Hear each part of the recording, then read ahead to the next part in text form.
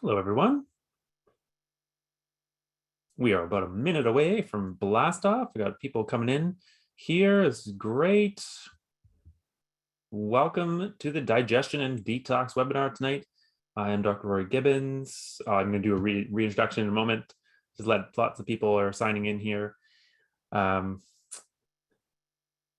everyone's doing well this evening. It's this afternoon for me. I'm in British Columbia. Give a couple minutes, not that much, not much time. We'll get started pretty quick here. We've got some awesome content tonight. Can everybody hear me okay? I did a sound check earlier, but I just wanted to double check on your end. Don't mind just hitting and saying hi in the chat box. Serena says all good. Thank you. We can hear you. Safe shit. Thank you so much. Yeah, Zoom's pretty good that way. Great. Doris, Susan, Antonetta, Shanta. Yeah. Hello from Ontario. Hi. All right. We got a full house tonight. This is great.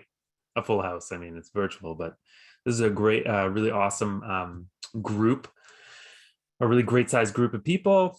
You know, if you have questions, let's put them in the Q&A box. I have someone that's going to be helping on the back end answer questions. And if I'll try to get to the questions at the end as well. Any other questions that aren't answered? Niagara on the Lake, Montreal, Kitchener, London. Okay, well, let's get started, shall we? All right, I'm going to turn the chat off here. Susan asks, how long is the session? Should be at about an hour tops. Okay, I'm going to try to get the content is usually over around 45 minutes. I'm going to try to get it lower. I do some adjustments. But discussion always is great. Okay. And if you can't stay for the whole time, then the session is recorded. Okay, so let's get started. I'm super pumped actually to talk about this topic tonight. A big part of my practice is gut and digestion. So talking about digestion and detox is like right in my wheelhouse. And tonight we're just going to be like scraping the surface on gut health. However, you will be going away with some pretty awesome tips and tricks. So as we get going, I'm not going to answer any questions. I'm not going to answer any questions. It's just too distracting for me. So just put your questions in the Q&A box, and then we can address them at the end. Okay. Thank you so much. So thank you for being here tonight. I'm so excited to present this awesome information on behalf of Innovite. Thank you for Healthy Planet for hosting us. So digestion and detox is a really, really fascinating area of study, at least for me in my practice. As I said before, it's really focused on gut health and learned so much in my time being a naturopathic doctor. It's an area of the body that is well known, but also in many ways not known. So research is ever evolving, and we are learning more about how our gut impacts our lives more every single day. Like research is just being pumped out. You know that saying, like, you don't know what you don't know? Digestion is that. Okay, so first, let's talk about me for a moment, just for a moment, and then we will get into the good stuff. I'm Dr. Rory Gibbons. I'm a licensed naturopathic doctor in British Columbia. I have two little guys that keep us really moving around and really active. One's almost 4. I can't believe it. And the other one's about 1.5. I really love functional nutrition. That's why I really relate to companies like Innovite. Micronutrients and how they affect the body. It makes sense to me. I love the biochemistry behind it. Speaker, I've written some stuff in magazines and in blogs and those types of things. Husband, father, cyclist. I live in Fort Langley in British Columbia. It's a wonderful area to cycle. Anything outdoors is my jam. And I like Star Wars and sitcoms that I can watch over and over again. But that's another topic for another day. I'd also like to take this opportunity to recognize that I'm speaking to you today on the ancestral lands of the Coast Salish peoples. And I'd encourage all of you attending to learn more about where you live and which lands you may be living and working on. So let's talk about healthy digestion and what that is. Like, oh, I have healthy digestion. Well, let's talk about what that is. So, because a lot of people feel like they're fine, but they still have little nagging issues. So basically, you eat food, then you poop. That's kind of the outside looking in as far as digestion goes. So ideally, we want to have regular bowel movements, 1 to 3 formed per day would be awesome. I've heard other patients tell me, look, my doctor told me if I have 4 bowel movements a week, it's okay. Okay, well, I'm telling you that should be a little bit more frequent than that. 1 to 3 bowel movements per day, no bloating, minimal gas, and none of the other stuff like heartburn and alternating bowel movements, those types of things. It should be pretty consistent. It's as simple as that. However, some things in the gut may go awry. So really anywhere from the mouth to the anus, that is the digestive tract. And all along there live different bugs, different enzymes, different muscles. And when all things are firing properly, they work as a complete symphony with the goal of nutrient absorption and proper elimination. When they don't work together, then you get symptoms that are unfavorable, such as trapped gas, alternating bowel movements, heartburn, et cetera, et cetera. There's lots of different symptoms that are related to gut. So one concern that patients often bring to me when they book in for digestion is Candida. They go, could it be Candida? I have all these things. Could it be Candida? And the answer is maybe, maybe it could be Candida. And that's kind of what we're going to talk about tonight, because it's a very common thing that people come to me asking about. Could it be Candida? Could be something else. And so we're going to get talking about that and what to do if it is Candida and if you suspect it's Candida. So a friend until it becomes a foe. Friend until it becomes a foe. So Candida is a yeast that regularly lives in our gut, regular inhabitant that lives in our gut. However, bacteria, digestive system, our digestive juices, and our immune system keep it from growing out of control. However, we will see soon that it will overgrow in certain situations. And so before we talk about that, let's talk about this thing called detox. And it'll make sense in a moment. So we're talking about detoxification now. I just went from healthy digestion to Candida, now to detox. And now we're thinking about liver, all right? First, let's talk about this word and why we need properly functioning detoxification and elimination systems before addressing any digestive disturbances and or bugs. So why do we need this? So detox, it's a real scientific, physiologic, bodily process of ridding your body of toxins. It's always happening. Detoxification in the liver is always happening in the kidneys, and skin, and lungs, all day, every day. Okay, but it's real. However, that word detox can be really stretched. No one has a trademark on that word, so it can just be really stretched and taken out of context. Detox fads. Okay, so it's detox fad. Let's define that really quickly. It's a specific dietary change for a short amount of time that claims to completely detox your liver, kidneys, colon, and lymphatic system. So that latter part of the sentence there, that's in italics. I just pulled off right from a website. It doesn't matter which one, but it's a well-known fad detox. And yeah, it's on there, right? And that's a big claim right there. So supplements, oftentimes these detoxes may or may not require specific supplements in order to get the right results. Sustainability is suspect. Like, how long does this effect of detox actually work? We need to be skeptical of how long the effects will last, because it's not all like research-based and evidence-based. And unfortunately, none of these detoxes have shown to have long-term benefits. Some other claims, reduce weight. It might in short term. Eliminate skin conditions. It might in the short term. Increase energy in the short term. Cure certain diseases. I don't even comment on that one. That's a big one.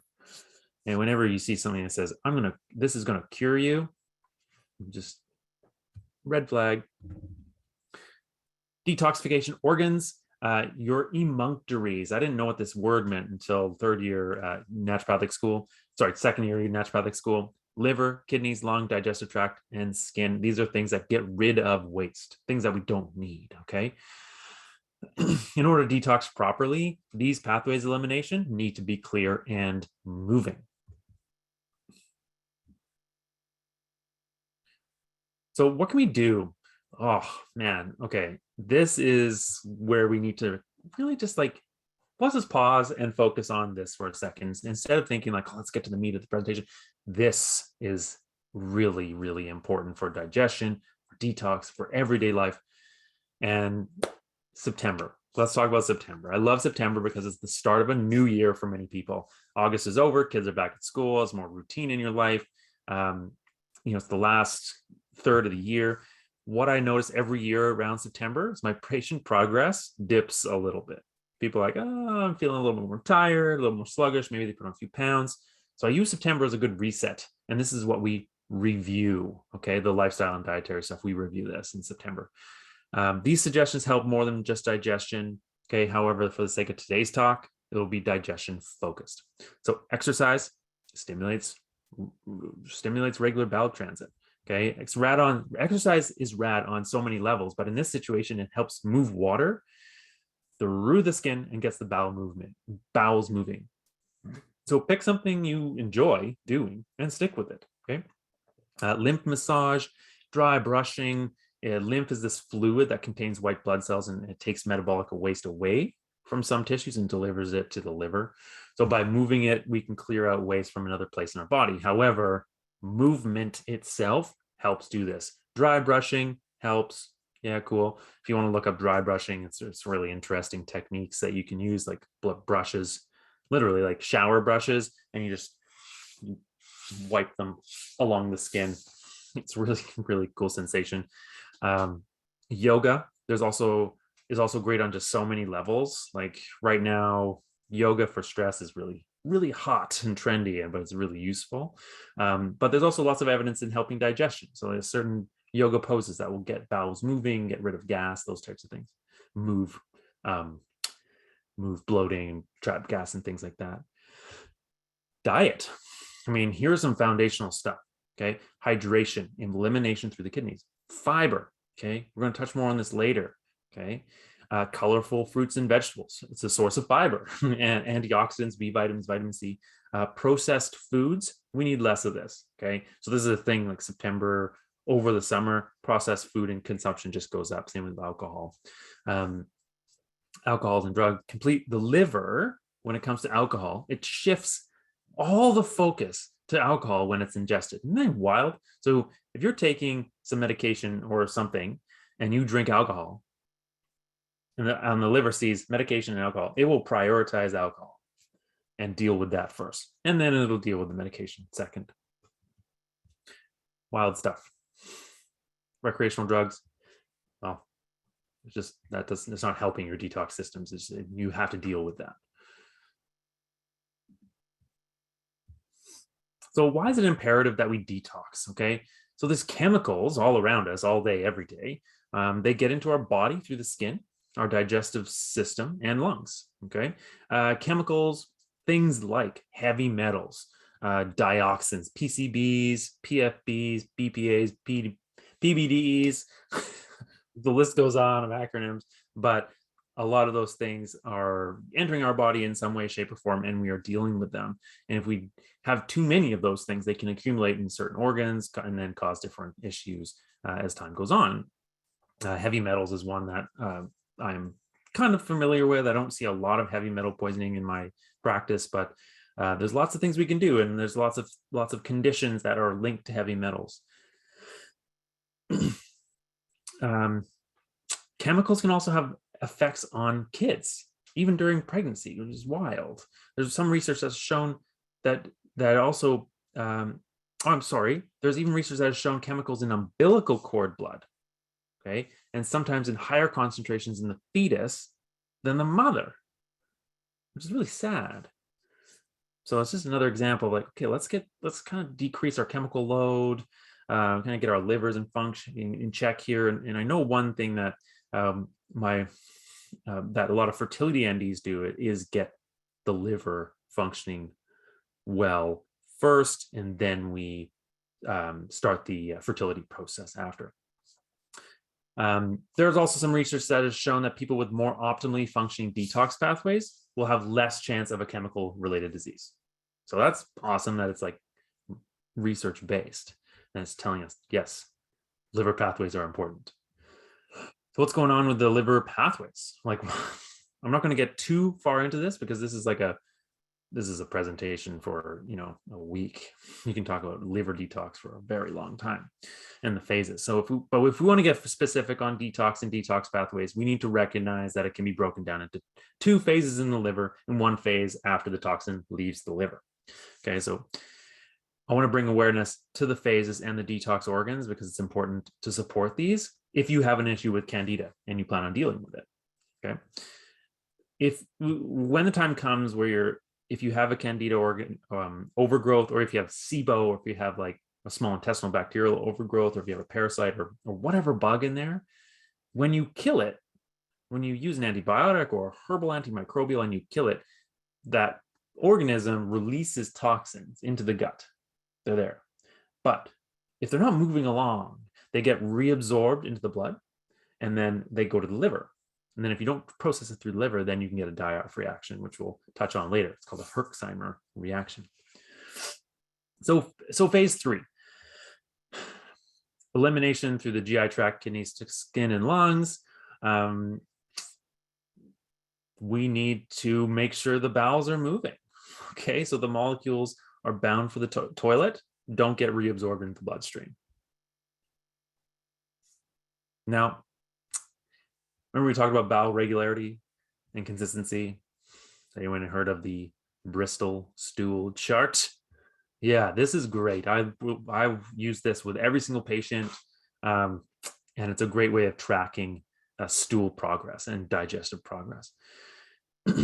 So for those of you listening that think like, oh, my digestion is fine, where do you lay on this Bristol stool chart? Type 1 isn't the best, and type 7 isn't the best. The best is number 4. Okay, that's the holy grail of this poop chart. All right. If it makes it easier to remember, think 2 snakes a day. Someone told me that one day when it was kind of funny and stuck. And then someone also told me an ideal poop is a Teflon coated sausage. So it just comes out easy. And ironically, it stuck with me, which was kind of funny. But those are 2 ways of kind of gauging your digestion or your poops: 2 snakes a day or Teflon coated sausage. Or if you want to get technical, go to the Bristol stool chart and you can track it. Anything above or below the number 4, you have a little or a lot of work to do depending on where you are. So if you're type 1, probably pretty constipated, hard to pass, right? So this tell me, okay, this person may not be drinking a lot of water, or maybe they have too much fiber, or they may have not enough fiber.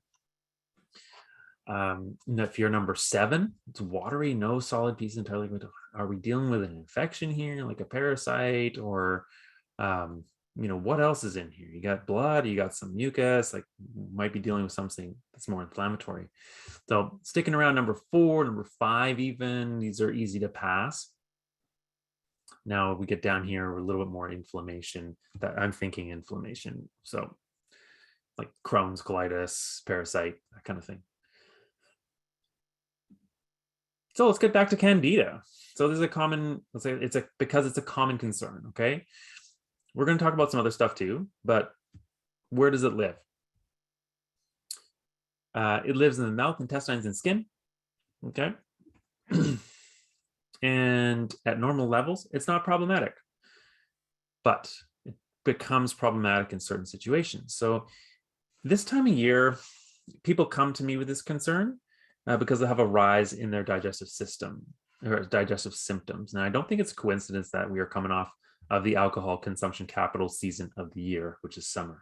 So you pair that with other patio carbs, like, fries and, simple carbohydrates, chocolate, like packaged foods, things like that. And then you have symptoms like bloating and gas and usually altered bowel movements. Add another level to this. The last 2-3 years have been stressful as ever on so many levels, which takes a toll on digestion at the best of times. It also takes a toll on the immune system, which is needed to keep that yeast in check. Stress doesn't make anything better. I mean, for some people, they use it as motivation, but your body sees it as a stress, and it doesn't help digestion. It doesn't help your immune system. We need to keep in mind that there are more yeasts and fungi in / on the body than just Candida. Okay, Candida is usually the most common yeast when speaking about gut health, though. Okay. Fun fact: Candida is the most common fungal infections in humans. That's fun. You can whip that out at the next gathering. People will love that. So Candida is an opportunistic organism. So when there's space and the right conditions, then this yeast will multiply and start occupying that space faster than bacteria. Okay. You can start maybe think like, when would I have this? When would I have this? This is when symptoms can start occurring, is when the yeast increases. So when you have space, it grows. So here are some things that can happen, or what you can feel when you have a Candida overgrowth or candidiasis. Digestive issues. It looks kind of like that classic irritable bowel syndrome picture: gas, bloating, alternating bowel movements, maybe some abdominal pain or discomfort. One interesting kind of keynote symptom is actually feeling a bit of feelings of being drunk after carb heavy meals. So the yeast takes it in, takes the carbs in, eats the sugar, okay, because carbs are sugar, and then ferments it into ethanol, and then we absorb it. And it makes us feel a bit tipsy, similar to when you eat alcohol or drink alcohol. But it also can look like oral thrush, white bumps in the mouth, commonly seen in newborns, but can happen in adults, usually like immunocompromised adults. Fatigue, usually a combination of inflammation resulting from the infection and potentially Candida taking some nutrients. It can look like a urinary tract infection or a genital infection, commonly known as a yeast infection. Okay. Very often when someone is getting yeast infections frequently, the gut needs to be treated as well, or at least looked at. So just blasted with antibiotics every time. Chronic sinus infections. This key thing: chronic, long-term sinus infections, not short-term ones. Okay. So one study showed up to 96% of people with chronic sinus infections had fungus show up in their mucus. 96% of people. For short-term sinus infections, antibiotics are good because those are usually bacterial and you need to get rid of that. But if you're using antibiotics for long-term, then this will actually make things worse due to the killing of the good and bad bacteria. Skin and nail fungus usually occurs when there's a disruption of the skin environment. Think of the antibacterial products that we're using so much of lately. You go into a store, like, hand sanitizer, right? You're using a hand sanitizer and it kills 99% of bacteria, right? So, okay, let's say it kills all the bacteria there, and then there's fungus that's growing naturally on there. It has time and opportunity to grow. So if you notice some like fungus growing on the fingernails, that might be the reason why.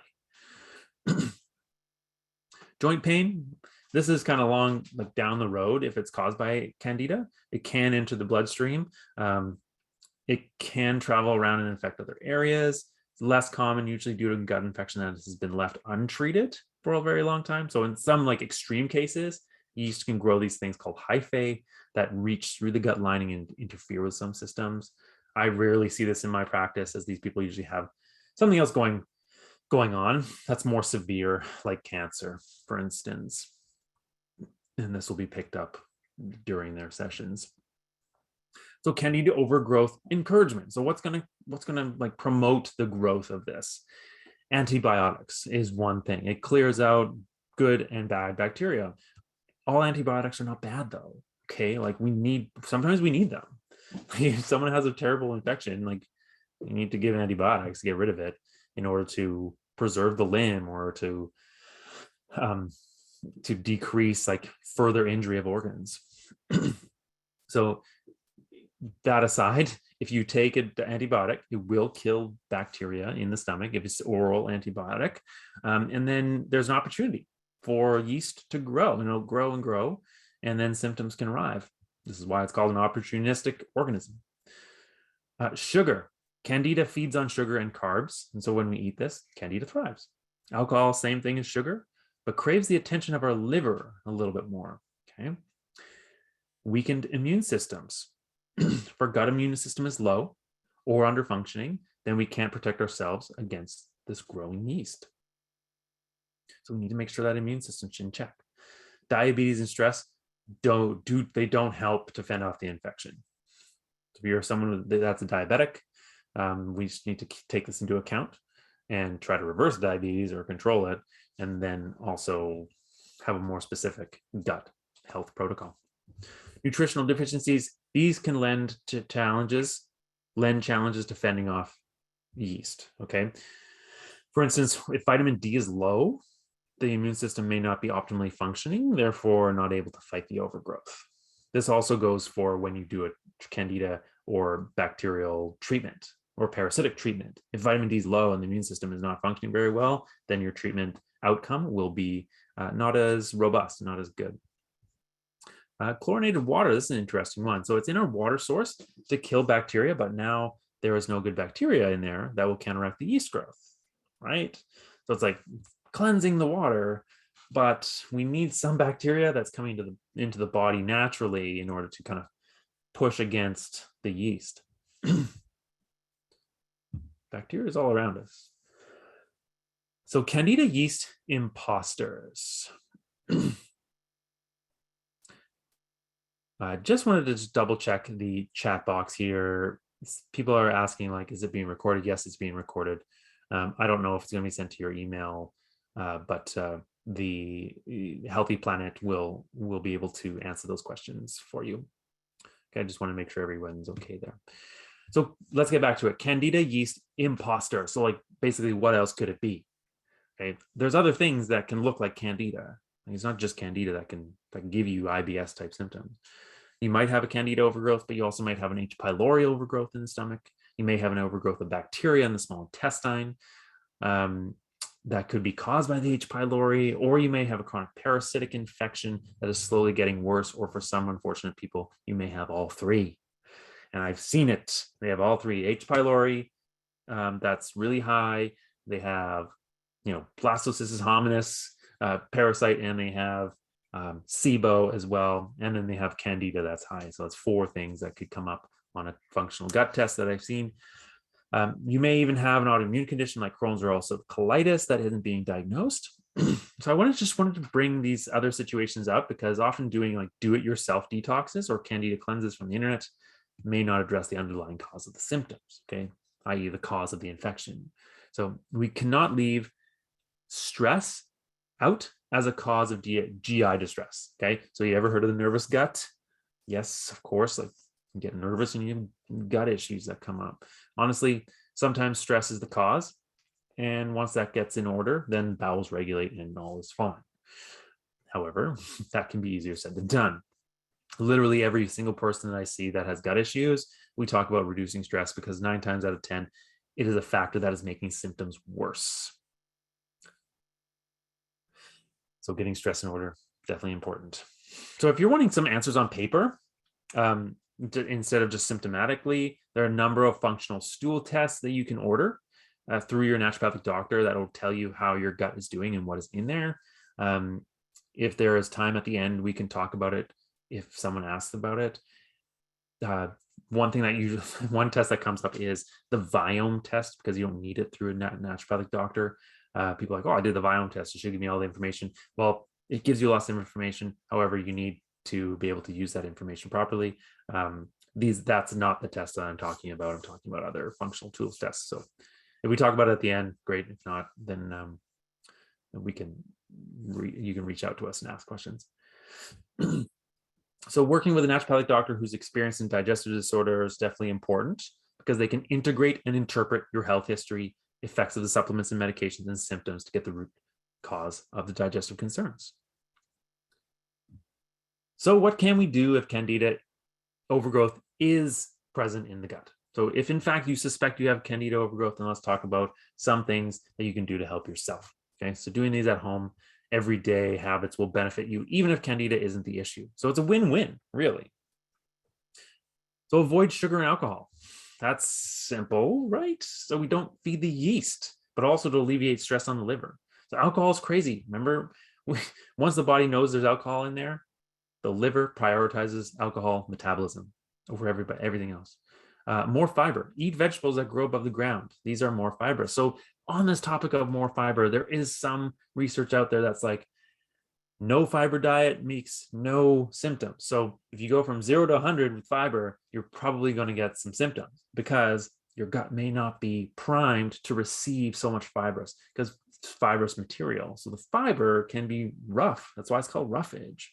So if you're going to increase fiber, let's increase it slowly. All right. And if it's not giving you issues, then, and your digestion is progressing in the right direction, then great. If not, then we need to take it back a notch and see what else is going on. Eat non-starchy vegetables, whole foods. So see the last point there. Starchy vegetables grow below the ground. So things like potatoes, okay, those grow below the ground and are starchy. It's okay to eat these, but make sure we're pairing them with fiber, protein, and fat. So dress them up.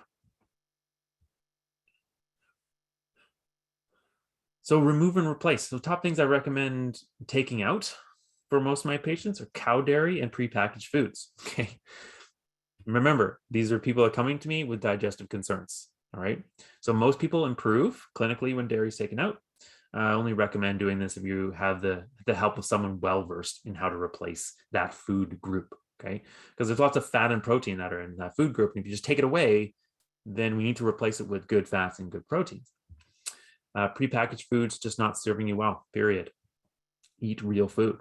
That is the best. I'm guilty of it too, though. Like, I eat power bars or protein bars sometimes just to like get me through the afternoon. Sleep. If you are not sleeping, we need to get you sleeping. Okay, get the basics down first, then go deeper with supplements and other tools. All right. So dark, quiet, cool room. Ideally, no electronics. Same time every night. 10 p.m. bedtime. These things, get these things down first. And I am confident that you will improve your sleep. Stress, we talked about this already, kind of doesn't allow our gut to heal as it's in a fight or flight state. Okay. And we need our gut to be in a resting state for optimal healing to happen. Our gut immune system also doesn't work as well in this state either. So fighting off an infection may be harder. Seriously, just doing the above, like just doing what we just talked about there, will make you feel like a better, stronger human being right here. There's no pill that is better than these things. Supplemental, on that note, supplemental support, sometimes we need a little extra. So digestive enzyme, they're always good, taken with large meals. Depending on the patient picture, though, including one with hydrochloric acid or HCl can be really helpful.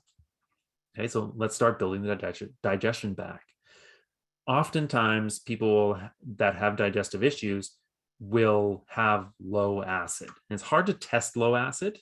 What I do in my practice is I go symptomatically. So I try an enzyme that has HCl in it. And then if they're getting heartburn, then I'm like, okay, let's dial that back. Maybe try an enzyme that doesn't. There are some NDs that test it different ways. And then the gold standard is like it's like a thing that you swallow and it measures the acid in your stomach. I digress, though. We could talk about HCl for a while. Fiber, yes, we need a good stool mover. All right, including a fiber can be really helpful. And we got to remember to drink water if you take fiber. Okay, because if you take fiber and you just don't do anything with water, then you will probably get constipated. We want to move your bowels, and it's a good excuse to having more water in your life. We have a really great one that we're going to talk about in a moment. Back to the liver. So supporting the liver through a Candida treatment is really important. Okay, so if you are someone that takes any type of medication, right, any type of medication, then you need professional support to make sure your medications are still safe to take. Okay, so changing the liver with liver support like milk thistle even, or NAC or glutathione, can sometimes change the medication dose. All right, so if you make your liver more efficient, then your medication dose may be less effective. Specific immune nutrition. So I'm just saying that we just need to be like mindful of that and work with someone. Specific immune nutrition. If you're someone whose immune system has been under the gun for a long time, it may not be able to deal with the treatment of the Candida. Okay, because you're going in there and there's a little bit of a war happening if you're killing Candida, and the immune system is going to see that, and if it's not functioning properly, then it can elicit a larger response, like a Herxheimer response. Vitamin D is a nutrient that comes up immediately for me when dealing with the gut. Any gut treatments. Actually, like, man, I got to tell you, like, every patient that I've tested so far is not every patient. I've had 2 patients that have come back with really good vitamin D levels that have not been taking vitamin D. And then I realized they go and spend a lot of time in Arizona. So let's get that vitamin D tested. If you're looking for the test, it's 25 hydroxy vitamin D to get tested. And then once you get that number back, then you can take a recommended dose based on that number to get it up to adequate levels. Sometimes the recommended dosage on the bottle is just not enough. So, and lower your stress. Stress. So it's just such a common thing, but once you get that in check, like, man, your gut will improve or your mood will improve. Start seeing some major shifts. So stress and cortisol, like chronic stress and chronic cortisol release, has been shown to lower something called secretory IgA, okay, which is an immune marker on the inside of the intestines. One time, someone explained secretory IgA to me as an immune paint that has been rolled on the inside of the intestines. Okay, so you can imagine if it's under functioning, it may be overpowered. So there's more chance of infection. Okay. Replenish good bacteria and repair the gut if needed. I should even just take that if needed part out because it's probably needed. So replenish with good bacteria. Which one? We're going to talk about that one. Repair the gut. So depending on what's going on, and in addition to the Candida overgrowth, we may need to treat the gut we may need to add in some gut healing nutrients like glutamine or marshmallow or curcumin. And then lastly, treat the Candida. Now this is where the rubber hits the road. So we need to use specific ingredients via the gut to get at the Candida. And there's there's like a strategy that we use. This is where I introduce you the Innovite Gut Classics. But first, let's talk about a Herxheimer reaction. I always call it a Herxheimer reaction. This guy, Jarish, was not getting credit from me, apparently. So what about it? It'll usually happen within the first 5 days of treatment, and it will feel like you're coming down with the flu. Okay, so if you're getting things like headaches, malaise, fatigue, brain fog, worsening of the original symptoms, like this is a Herxheimer reaction. So something that you can use is activated charcoal, which we'll soon learn has like toxin binding properties and gas binding properties. So the licorice product that we're going to talk about, this one right here, that has activated charcoal in it. So this line by Innovite addresses Candida specifically. However, there are some other benefits to taking these products as well, not just Candida. First one, capr oil. So what the heck is capr oil? It's caprylic acid in liquid form. So caprylic acid is from coconut oil. It's one of the 3 fatty acids found in coconut oil, and it's been shown to have antibacterial, antifungal, and anti-inflammatory properties.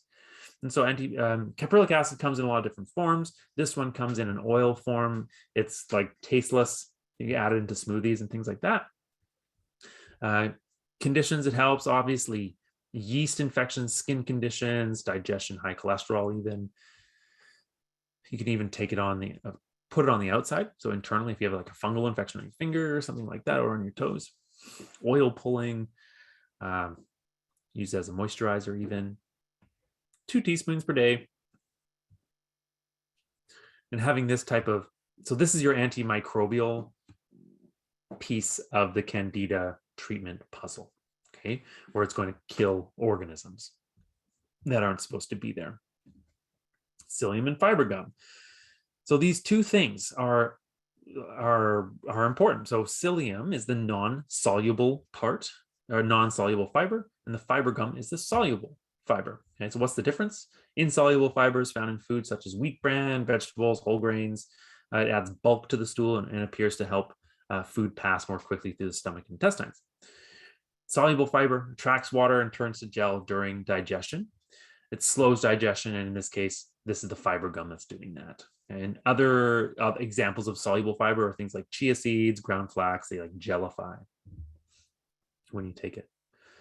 We love to use this product with the castor oil because it acts as a brush, and we call it a psyllium brush, and it helps to scrub the insides of the intestine. So if we are using something like castor oil, it won't do this on its own. It'll just go in there and just kind of like go in and go through.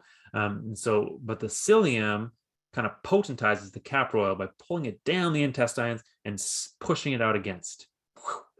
And then it also keeps the castor oil from being absorbed and then processed through the liver. So it stays in the intestines and does its job longer. So psyllium is essentially a carrier for the castor oil and allows it to get all the way through the gut and kill Candida from the top to the bottom. So those things are usually taken together. So psyllium provides the roughage to facilitate bowel transit, and so that moves the stool. The fiber gum, it's the soluble fiber, like I said, and it has a prebiotic effect too. So it feeds the bacteria in there, and feeds the it helps to like strengthen the intestinal walls as well. It produces short chain fatty acids that feed the good bacteria, and it has some anti-inflammatory benefits, which is great. It makes the gut less permeable, therefore reducing the incidence of things like food sensitivities and that thing called leaky gut. Just one thing that will help to reduce that. Again, drink water when you're taking this product because it's fiber, right? 1 to 2 scoops a day in liquid. Make sure to drink it right away because it will gelify and may be less palatable on the way down. Unless like you like the jelly feeling. Licorice. Licorice root, long history of traditional use for helping GI complaints. This is not Twizzlers, okay? This is like the real licorice. Dates back to ancient Egypt and traditional Chinese medicine and Greek medicine. Those things are thousands of years old. This licorice is also in a base of activated charcoal. So I love the activated charcoal because it helps to bind toxins and gases in the gut. So when you are killing off Candida, it will bind the released toxins and help to eliminate them through the gut. So it also should help with any gas or bloating that may flare up too during treatment. So I've actually used this with SIBO protocols and also parasitic protocols too, just to kind of help. The licorice helps with the gut, and then the activated charcoal kind of controls some symptoms, and just symptomatically I use it, which is great. Acts by soothing gut walls and facilitating mucin production. It's protective against pathogens in the gut.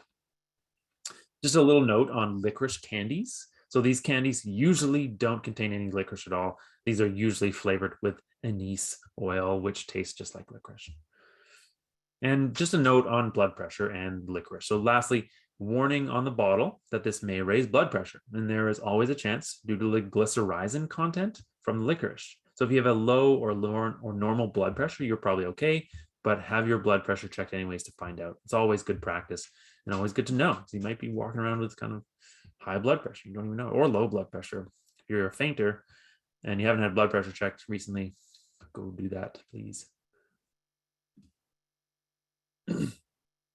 So the word activated is important here because it has to do with processing. So charcoal is activated by high temperatures, which increases surface area. It's not the charcoal you find in the fire pit. All right. These are negatively charged particles. Therefore, it attracts the positively charged ions like the toxins and gases. That's what it's designed to do. So when you take this, expect to see some really dark stools, right? Because yes, the charcoal is black. It's dark. So just kind of, that's one thing to kind of freaks people out when they take it, like, oh my gosh, I'm bleeding. No, it's the charcoal. There's some other unique uses. I won't go too far into it because I'm just jam packing this presentation with information. Hangover soaks up all alcohol in the system. I don't have any experience or any studies to back that up, However, theoretically, it would probably help. Topically, when activated charcoal is used, it pulls out toxins in the skin. There's even some toothpaste products out there that are activated charcoal. I have some. I freaked my son out the other day. I was using it. Yeah, it's funny when teeth go all black. It's like, you look like a pirate. So probiotics, here's a giant conversation, which could be a year long. So here you're going to get a crash course. What are they? Bacteria, or so probiotics means bacteria, okay? There's more to probiotics than just bacteria in yogurt or kombucha. So what are they not? They are not yeast, parasites, or viruses, okay? What is a strain? A strain is a type of bacteria, kind of like a car make and model. So a Ford Focus could be changed to Lactobacillus acidophilus or Bifidobacterium infantis. Okay? If you're taking notes, don't write these things down. Which ones do what? So in the bacterial world, there are so many different strains and substrains, it's hard to keep track. So when selecting a probiotic, it's important to select one that may be good for you, all right? So oftentimes I've heard like, well, probiotics don't work for me. Okay, well, these people may be right, but the probiotic may be the wrong one for them. Okay, maybe they're just not getting the right one for their body. How many is good? Depends, honestly. Sometimes when people take high doses, like 300 to 600 billion per dose, they will feel terrible because they just don't need it. Okay, so sometimes people lend towards lower doses, and I typically recommend patients to have about 50 billion max per day. But I think it's just due to the population that I see. When should I take it? I usually recommend in the evening because you're going to go to bed and it's a rest and digest state at that time. But again, it depends. Maybe this person needs it 3 times a day. So then they need to take it at those points. Just really quickly here, I couldn't take these stats out. Probiotics are a $43.5 billion industry. That's as of 2021. So it's probably gone up. They're the fastest growing segment in the health food industry. It's wild, but only a small portion of this industry is made up of probiotic supplements sold to consumers. Okay, so the majority is made up of probiotics via yogurt. Okay. About 2/3 of consumers choose yogurt as their primary source of probiotics. Sometimes probiotics used in the yogurt aren't even needed in humans or aren't even found in humans. They're just easy to culture and use in probiotics. That's how crazy the marketing is. And these are things that we're eating and putting in our body. Not every probiotic is created equal either. Okay. So the probiotics in the yogurts are generally pretty low in number. And also they're just not studied in the same breadth and depth as the ones recommended from your ND. So if you look at your yogurt and you'll be like probiotics, and then it'll have a dosage, it will probably say something like 400 million or 500 million. And so what we're doing is like 1 billion, 5 billion, 50 billion, 300 billion. Man, it's a heck of an industry. I tell you. Probiotics, they kind of work like cars. If your digestive system had a bunch of parking spots, okay? So bacteria come in, they park, they inhabit that little spot, and then they do their job, right? So every probiotic has a different job that they can do. And this is kind of why I like using well-studied probiotics like Lactobacillus acidophilus, because we know what they do. It's a single strain. So if you take a single strain, you put it in there, that's the one. Those are the probiotics that are going to be inhabiting those empty spots, if there's empty spots, okay? So if we want to improve bloating, for instance, Lactobacillus acidophilus, we know that improves bloating. We can put that down there. We'll go into that spot and work.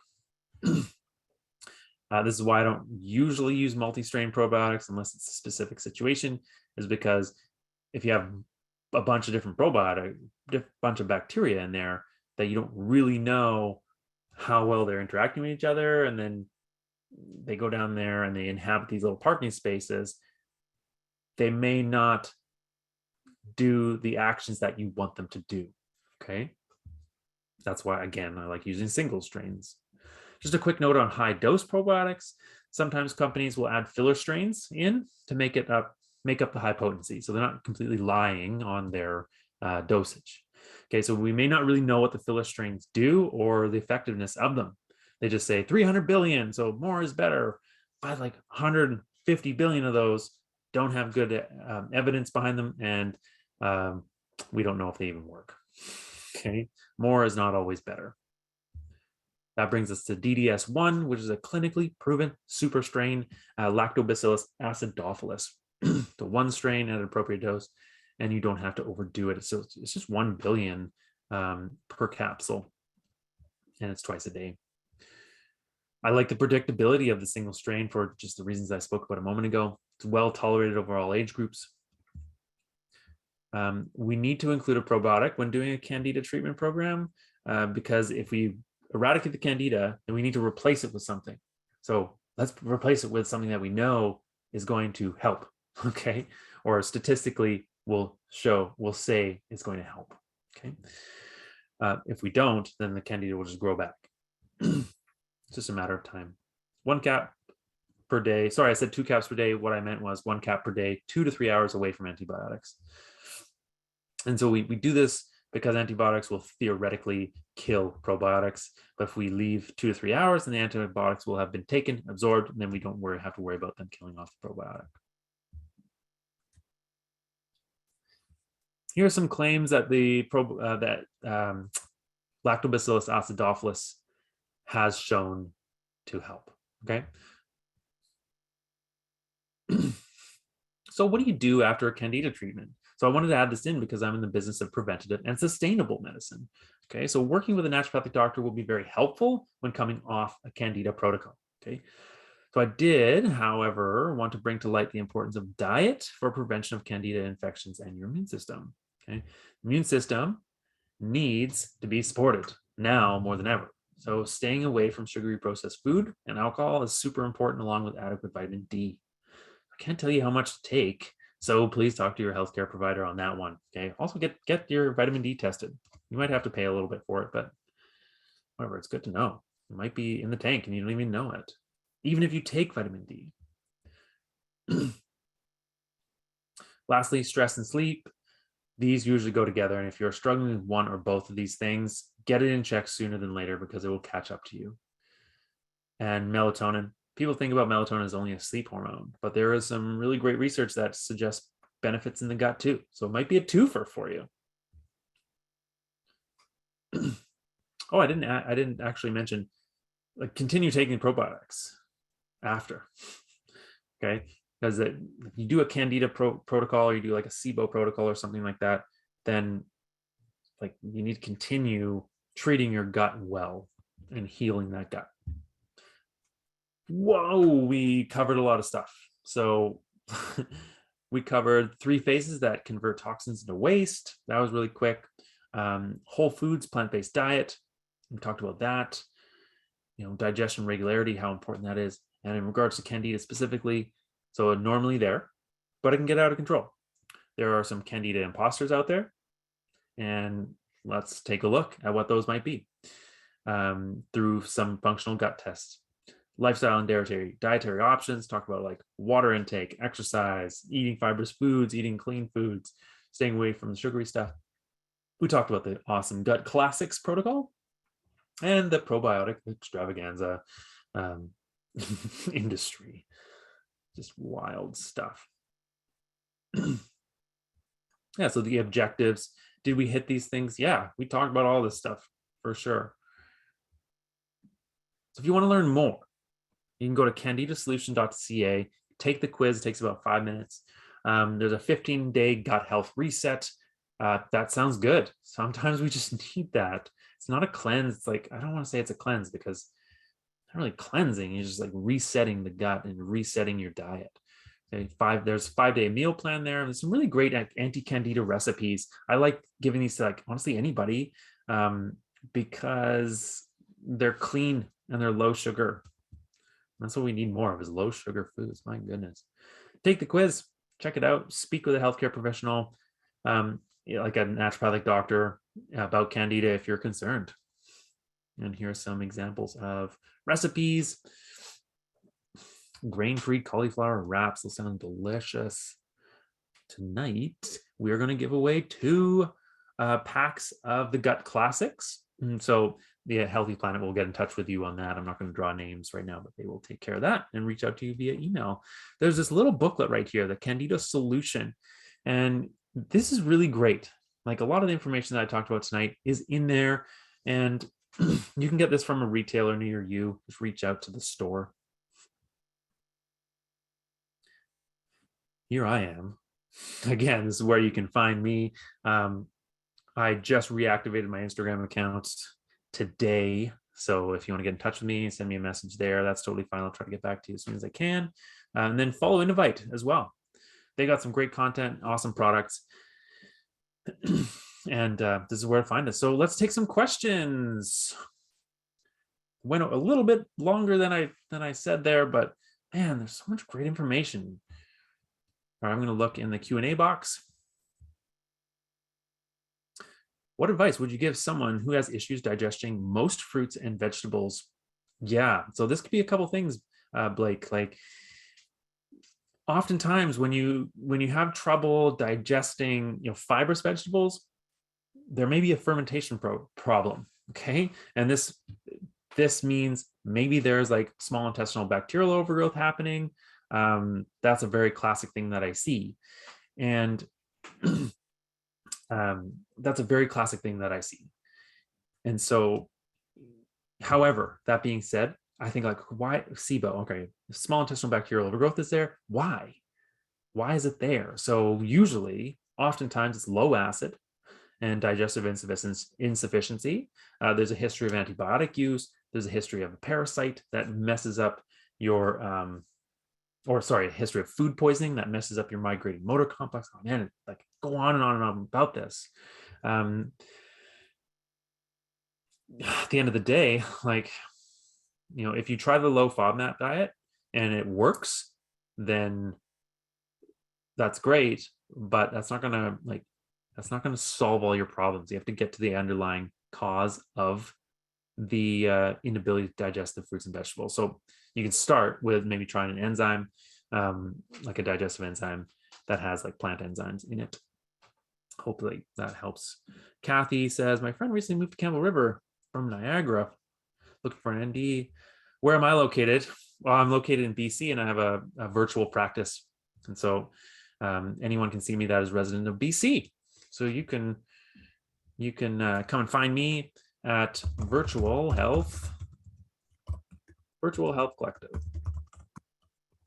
Find me online, and you can set up a meet and greet with me. That'd be great.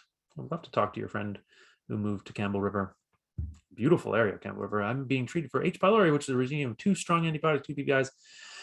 Currently taking a probiotic, but what else should I do, Susan? Man, the quadruple therapy is 87 to 95% eradication rate of H. pylori. My suggestion here is ride this out. And if you're not seeing a naturopathic doctor right now, see one, okay? And then tell them what you just told me, okay? Because there is other things that you can do after taking this quadruple therapy. Like you're taking a bunch of probiotics and a PPI and maybe something else that is taking a toll on your gut, and you need to replenish. Probably the DDS probiotic would be a good one to start taking after this regime is done, plus a couple other gut healing things. So get in touch with a ND in your area.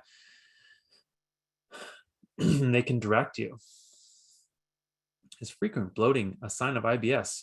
Yes, bloating is a sign of IBS, but it also could be a sign of, could be a sign of Candida. It could be a sign of small intestinal bacterial overgrowth or H. pylori or stress, right? So that's a kind of a vague question and a vague answer. But that's kind of, bloating is a component of IBS. I need to know, why do I have a 4-month pregnant tummy? Always, I wake up with it and I go to sleep with it. I'm a skinny person, never understood that part of my body. That is very, very frustrating. That's very frustrating. And so if you haven't seen anyone, you need to see somebody about that, especially to rule some other things in/out. And if you haven't seen your medical doctor, go see them and see what they say. Get some imaging done of the abdomen and see what's in there, if there's anything happening with the ovaries or the fallopian tubes. And then also set up an appointment with a naturopathic doctor, maybe get some functional gut testing as well. I love the GI map test by Diagnostic Solutions. That's my go-to. Good luck with your 4-month pregnant tummy. Oh man, I feel for you. Blake, is that in what way is sauerkraut beneficial to digestion? Would sauerkraut aggravate an individual who has diverticulitis? I don't know about it aggravating diverticulitis, but sauerkraut is fermented and it has like natural probiotics. And so that is why it would benefit digestion, is that you're taking probiotics in a natural form. What are your thoughts on following strict carnivore diet, avoiding all carbs to control Candida yeast? I don't know if there's any, I don't know, I haven't gone down that road. I've heard that people feel really great on the carnivore diet, and that some people do very well digestive wise when they don't have any fiber in their diet, which is wild to me. But I get it as well. And so, however, to control Candida yeast, I don't know. Theoretically, maybe it will help and it will starve it, but I don't know if that's a thing. That whole idea of like starve the yeast, I don't know how well documented and how much research there, how much data is there to back that up. Can Candida be detected by a blood test? Yeah, that's a great question. And in the functional world, in the functional naturopathic doctor world, there can be some doctors that use the IgG Candida test. Okay, so it's not detecting like Candida yeast in the blood. It is looking at the immune response to a Candida infection. Okay, and so this tells me that the immune system has seen Candida. It doesn't tell you, yes, you have a Candida infection. Okay, it just says like it was there, but it's not diagnosing you with a Candida gut infection. Okay, that's the closest thing we have to a blood test for Candida. Does the digestive system change or weaken as you age? There are things that I used to eat and digest now fine, lots of gas and bloating. Yeah, it does change. Absolutely changes. Your whole entire body changes. You probably can imagine that. One thing with an aging digestive system is hydrochloric acid. This is the first thing that comes to mind, is that HCl content or HCl production in the stomach decreases as you age. So you may not be digesting proteins as well as you used to when you have lower acid. Apple cider vinegar, good aid for digestion. Yeah, sometimes. I recommend this for people that have trouble kind of getting into the digestive process. And so apple cider vinegar is considered a bitter. And so you take the apple cider vinegar 20 to 30 minutes before eating, and it elicits a digestive response. So the stomach starts like secreting enzymes, or starts secreting hydrochloric acid. The pancreas starts secreting enzymes, and it kind of starts like priming digestion. I wouldn't rely on it though. Is there a particular type/brand of digestive enzyme that you recommend? Should it be taken on empty stomach before your meal? Should I be taking digestive enzyme for a short-term, long-term basis?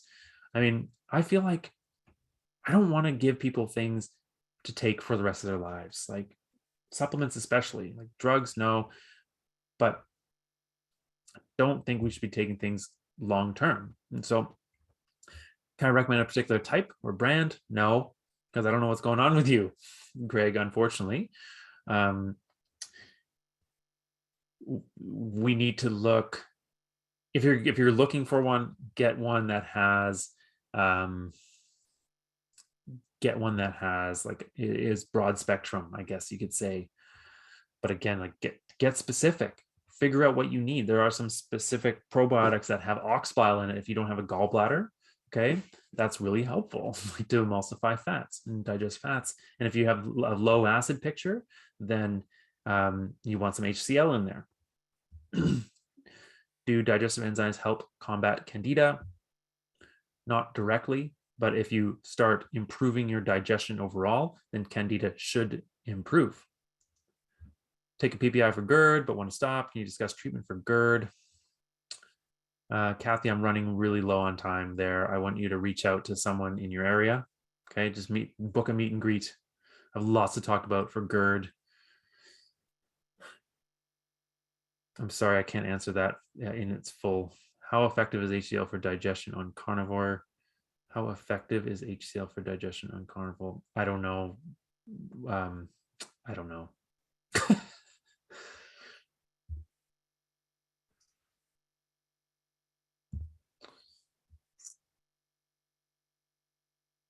I'm not sure how to answer that one, Karen. Marva Smart says also 8 digestive bitters are digestive bitters more effective than digestive enzymes. They are different. So we can't say more effective or not. Depends on the person. Digestive bitters get the digestive system primed and ready to receive food and digest food. Digestive enzymes are enzymes. You're replacing the enzymes that should be being secreted through the pancreas. So they're different.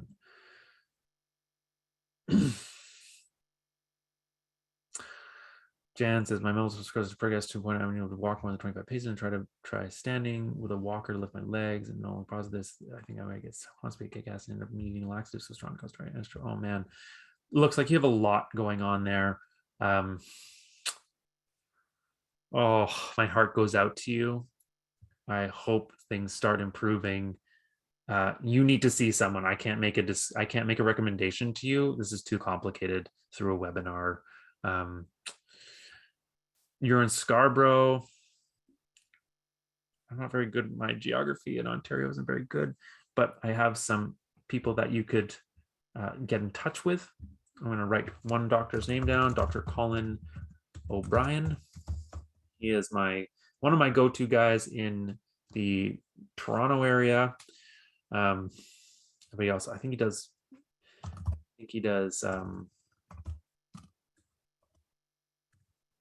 does virtual consults. And then if you're near, yeah, just get in touch with him and set up a session. Greg says, would you recommend or discourage getting colonic to wash out and clean out the intestinal? This is good for us. Yeah, colon hydrotherapy, long term, this is not sustainable, right? Like there's some research I think has shown that it can decrease your motility, but there's some other research that says like it's really good short term. So I can't really comment on colon hydrotherapy. I don't really know much about it.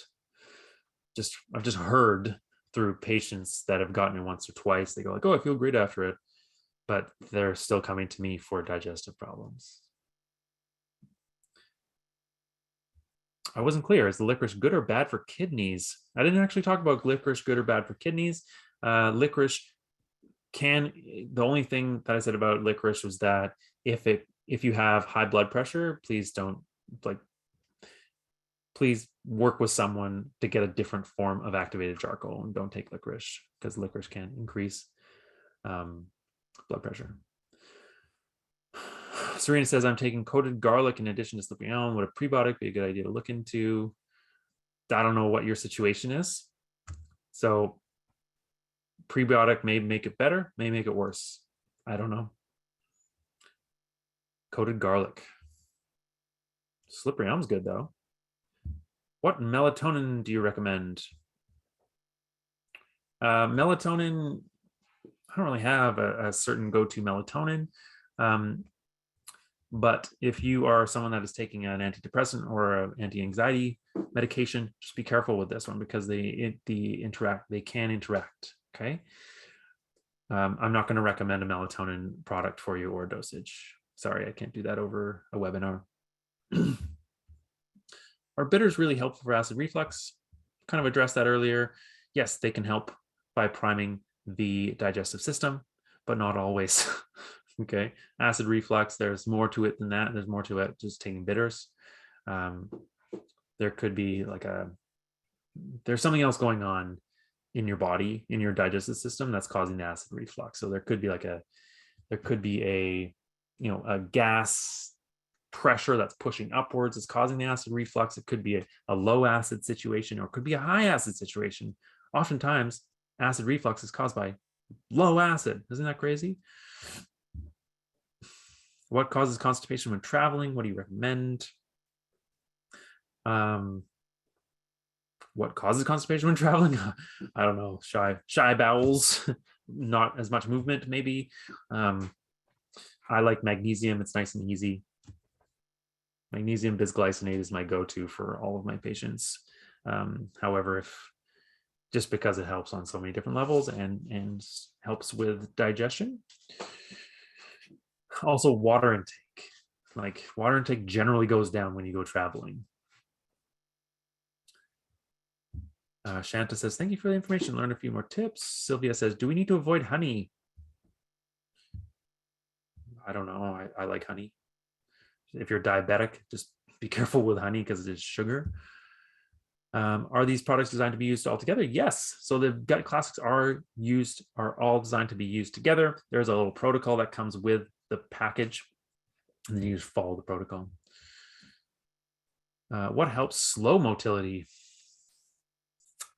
Yeah, so in acute situations where you're having like fast motility, like your body's trying to get rid of something, so you may not want to slow that down. But if that happens for a long time, then I use things like fiber and this thing called Saccharomyces boulardii, which is a probiotic. It's actually a yeast probiotic, but I shouldn't say yeast probiotic. It's a great one. It slows digestion down.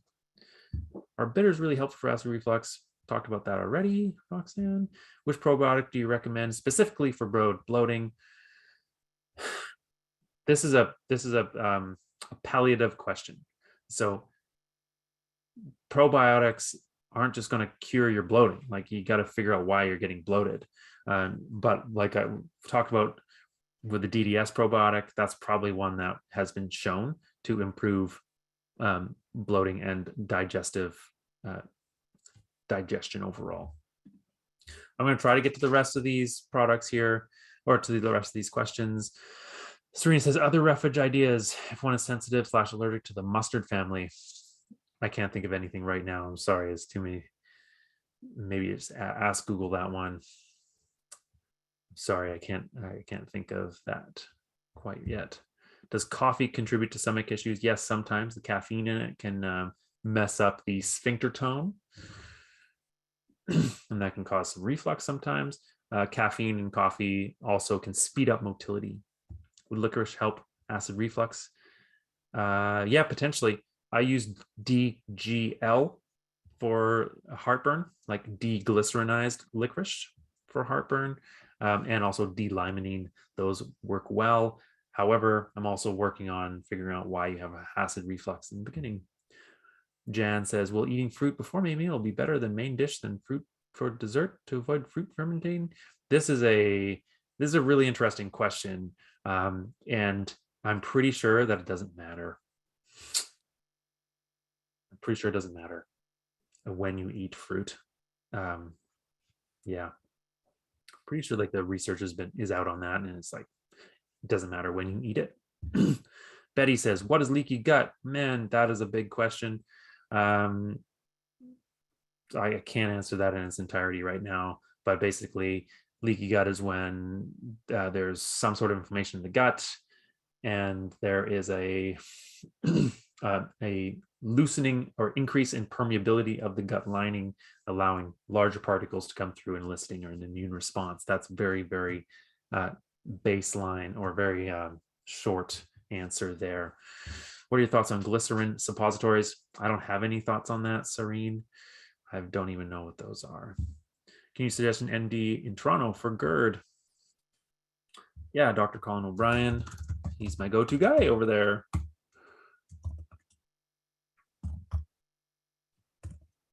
It's going to suddenly get a bunch of referrals, hopefully.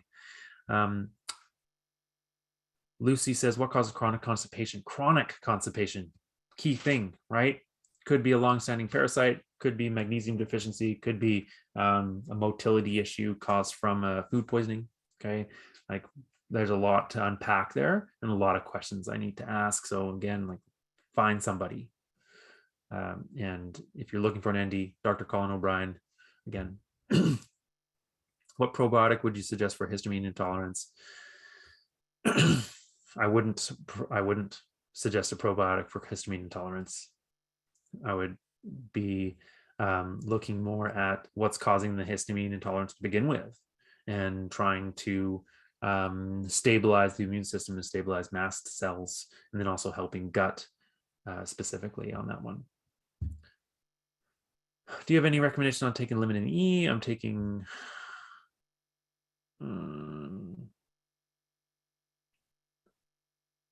oh, sorry. Tina says, do you have a go-to in London, Ontario? Sorry, I don't. But lots of NDs are doing telemedicine right now. I'm sorry, I wish I could be more specific on that one. Yeah, oh, thank you. Quick. What you can do is go to the Ontario Naturopathic Doctors Association page and search one in your area. And then you can like take a look at their profile and see kind of what they're up to and what they like to see. This person says, do you have any recommendation on taking Limit E? Limit E is like D-limonene. I'm taking drops on a spoon at the back of the throat, but I'm having difficulty taking it. Any alternative ways of taking it? Yeah. I mean, I usually say put the dose in a little bit of water in a little shot glass and just throw her back. It usually gets the job done. So I answered all of the questions. Can you recommend a naturopath in Niagara? No, I can't. I don't know anyone in Niagara. But look at the Ontario Association's website, Naturopathic Doctors, OAND, Ontario Association of Naturopathic Doctors. That's what it is.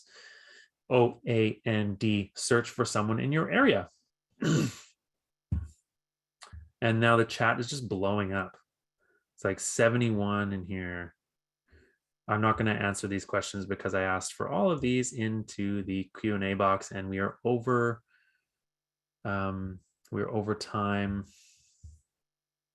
Oh man, lots of good questions in here, but they're. Yeah.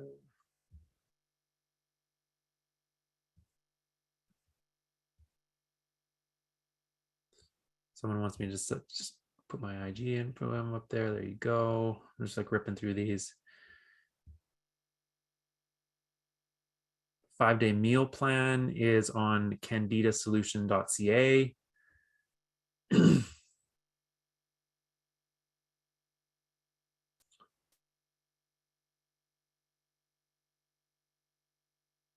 just going to try to answer the easy questions. Lisa says, if you have small intestine issues, who do you have to see it checked? I mean, medical doctor can look inside through an endoscopy or colonoscopy. And you can do a SIBO test maybe. I don't really like SIBO tests.